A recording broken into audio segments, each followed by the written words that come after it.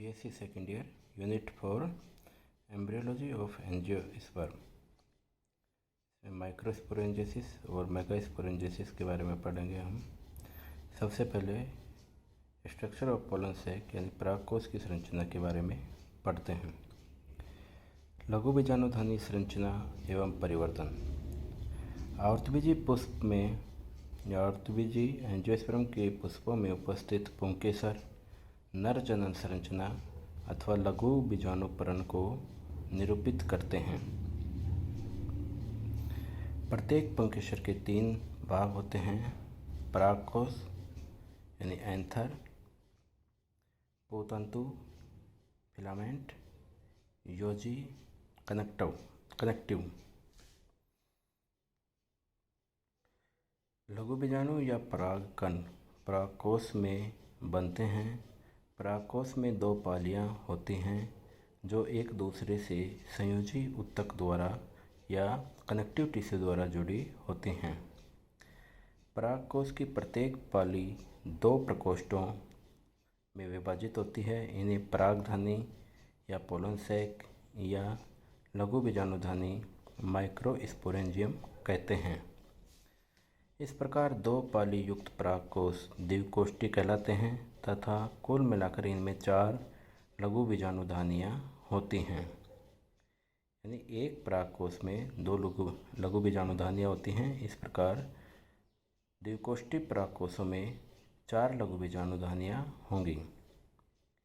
ऐसे परागकोश को चतुष्क बीजाणुधानी या टेट्रास्पोरेंजिएट परागकोश कहते हैं।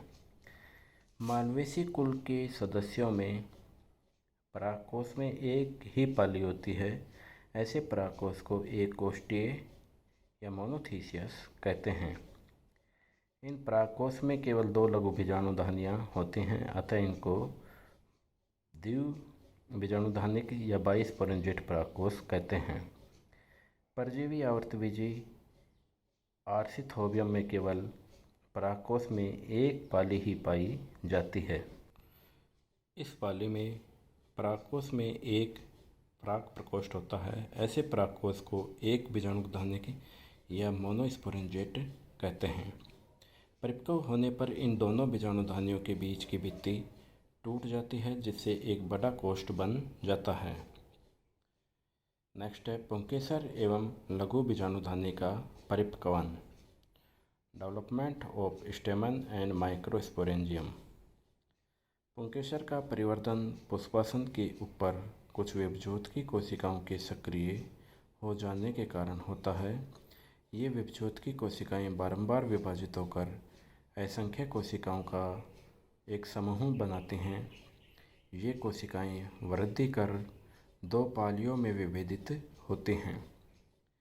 प्रत्येक पाली से 2 प्रकोष्ठ परिवर्तित होती हैं।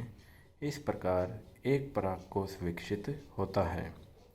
इसके पश्चात धीरे धीरे इन कोशिकाओं के नीचे की ओर पोतंतु या फिलामेंट का विभेदन होता है और पुंकेसर का विकास पूरा होता है। शिशु अवस्था में परागकोश एक समांगी कोशिकाओं का समूह होता है जो कि बाह्य त्वचा के परत के आवरण से ढका होता है। परिवर्तन के साथ साथ यह संरचना पहले 2 व बाद में 4 परागधानियों में विभेदित होती है।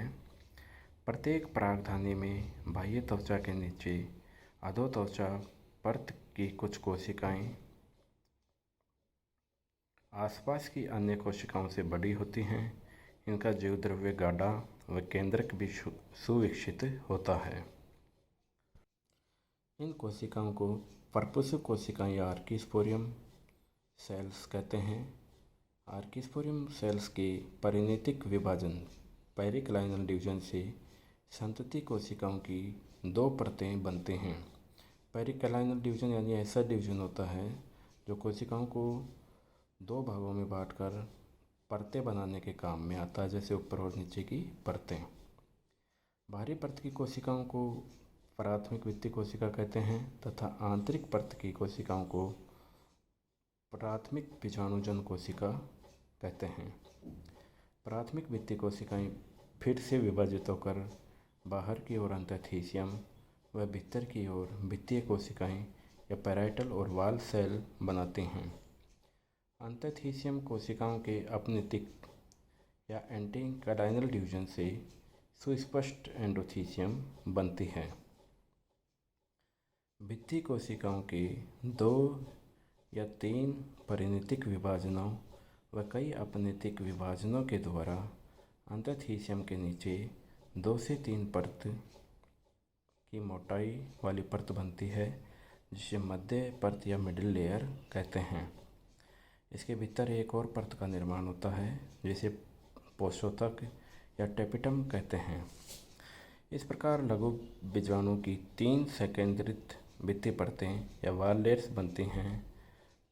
प्राथमिक भित्तीय कोशिका परत से ये बनती हैं। प्राथमिक बीजाणुजन कोशिका सीधे ही या फिर विभाजन के द्वारा लघु बीजाणु मात्र कोशिका में विभेदित होती है, जो आगे चलकर अर्धसूत्रीय विभाजन के द्वारा या मियोसिस के द्वारा माइक्रोस्पोर या परागकण बनाती हैं। लघु बीजाणुधानी या परागपुट के निर्माण की प्रक्रिया में इस अवस्था तक 4 भित्तीय परतों व लघु बीजाणु या पराग मात्र कोशिका का निर्माण संपन्न होता है। चार्ट के द्वारा लघु बीजाणुधानी का परिवर्तन समझते हैं। सबसे पहले आर्किस्पोरियम सेल्स या परपोषु कोशिका में परिणत विभाजन होते हैं, जिससे बाहरी परत को प्राथमिक भित्तीय कोशिका तथा आंतरिक परत प्राथमिक बीजाणुजन कोशिका कहलाती है। प्राथमिक भित्तीय कोशिका में परिणत विभाजन होने से अंतःथीसियम और भित्तीय कोशिका बनती है। भित्तीय कोशिका में परिणत व अपनत पेरिकलाइनल एंड एंटीकलाइनल डिवीजन के द्वारा 2 परतें बनती हैं, जिसमें मध्य स्तर और पोषोतक या टेपिटम परत होते हैं। प्राथमिक बीजाणुजन कोशिका सीधे ही या विभाजन के बाद लघु बीजाणु मात्र कोशिका में बदलती है और लघु बीजाणु मात्र कोशिका में अर्धसूत्रीय विभाजन के द्वारा 4 लघु बीजाणु या परागकण बनते हैं।